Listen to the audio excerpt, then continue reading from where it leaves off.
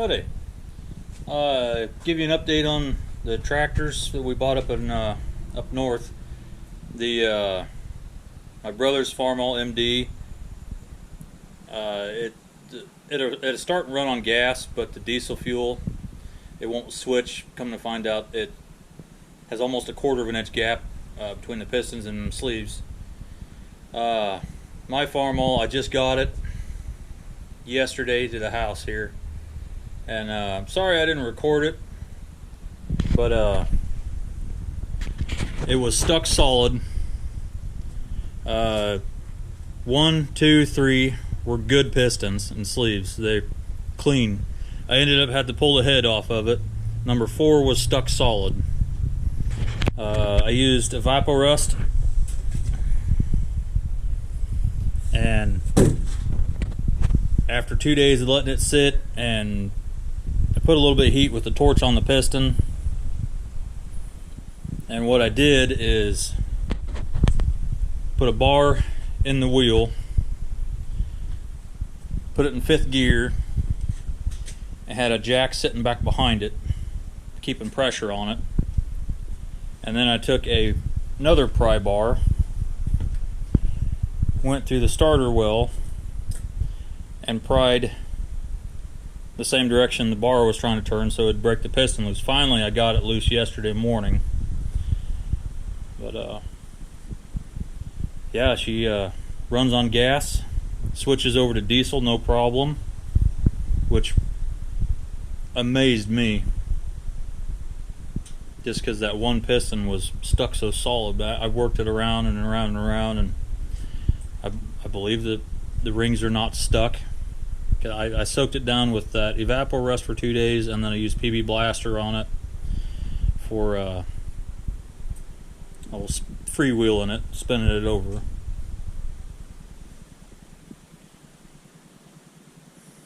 Yeah, I did end up having to sacrifice the temp gauge because it was the actual end of the sending unit was stuck. It would not spin. I cheated though. I cleaned up the old head gasket and copper coated it, which a lot of the old timers say the old steel gaskets you can reuse them. I guess they weren't lying. Oh, and the other thing is, I put new plugs and plug wires in it. When you get on the internet and try to find the firing order, it is 1342, but they also say the distributor runs clockwise, which is wrong. These ones run counterclockwise. I talked to my brother about it, and he said he thinks his runs clockwise, but I don't know what would be the difference between his and mine. There's 3 years difference in them. But this one runs counterclockwise, so I had the firing order off 3 and 4, or no, 2 and 3.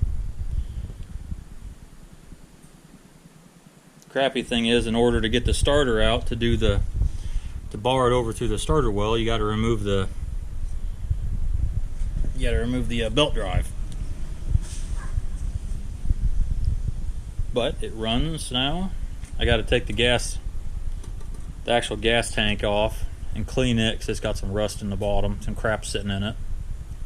Plus, when my brother loaded it on the trailer, he slung it underneath of his crane. Well, the damn thing shifted, and it dented, and it almost laid on the ground really hard. Dented the crap out of the gas tank. Put a damn hole in the hood. I've got another hood in the back of the truck I'm going to put on it, just in better shape.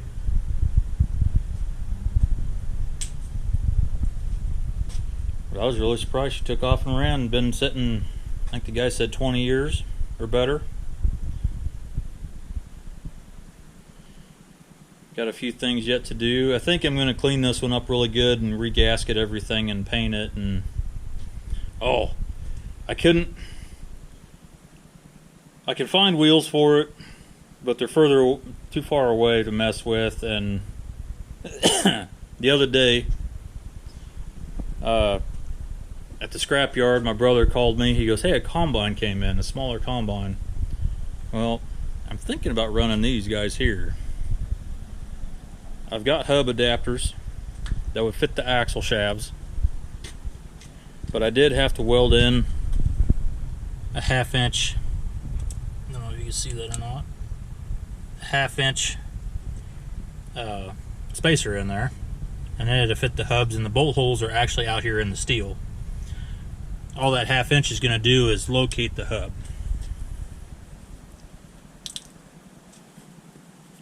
But once these are a little bit of air is taken out of them, they are the same height as the actual factory tires for this tractor. So essentially it'd be like running duals, which I'm fine with, and those are free.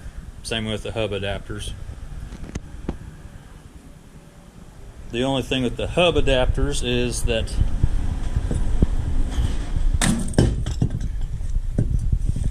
the center key is just a hair bit bigger than the hub is, which not a big deal. I can take care of that and make it fit. I gotta order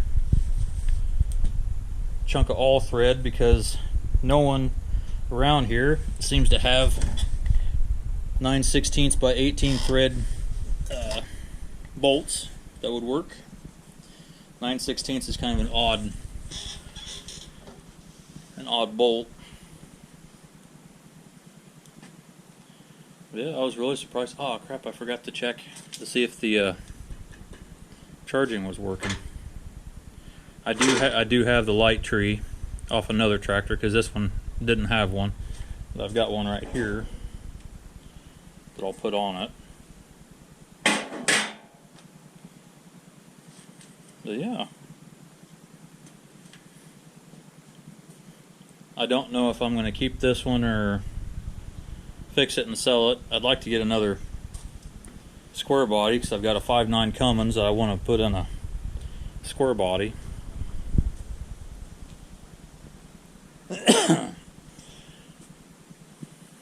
Yep, not bad starting. Like right now it's in diesel mode. This right here is your gas and diesel. When you shut it off, you put it in diesel mode because there's a lever that runs over the carburetor that shuts off the float valve. So it actually shuts the gas off to coming into the carburetor. Like right now it's in diesel. Or gas, sorry. It's in diesel mode, which is controlled through here. Rod runs through the block and controls the carburetor, and there's a rod that goes up the side of the block.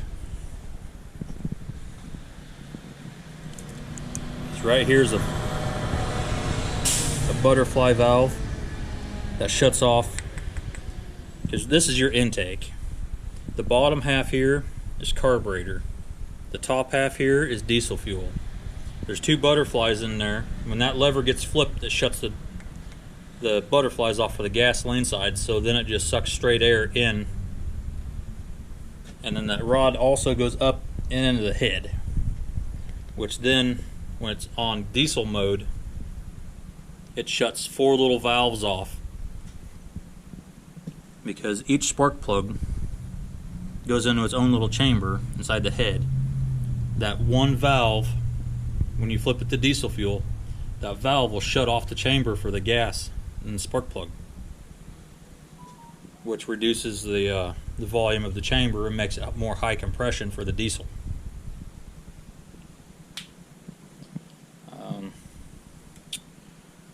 That's about it. Well, when you switch it to diesel fuel, it shuts the valves off, it shuts the butterflies off. But when you're priming the diesel, you do not have to switch it to diesel fuel. You can just leave it on gas and run your throttle for the diesel, and it will start putting out diesel fuel, priming the injection pump. I've already changed the oil in it. I need to put the water neck back on. I need to start videoing these when I go to break them loose and everything. I was just kind of excited and was having fun. But I'll try to video as I'm doing stuff. The brakes work, the clutch works. I'm not sure what this clutch lever here is for, because as soon as you push the clutch in, you can flip it down and there's your clutch working. But you can flip that lever with the clutch pushed in and lock it.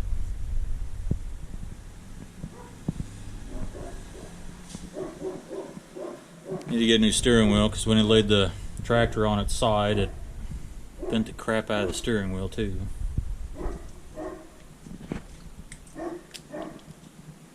But yeah, this tire is all weather checked to hell. It's junk.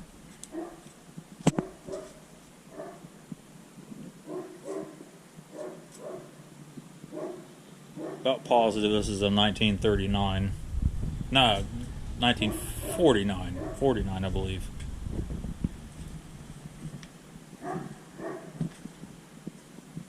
Yeah, I think it's a 49 because the center hubs are a different style than the earlier.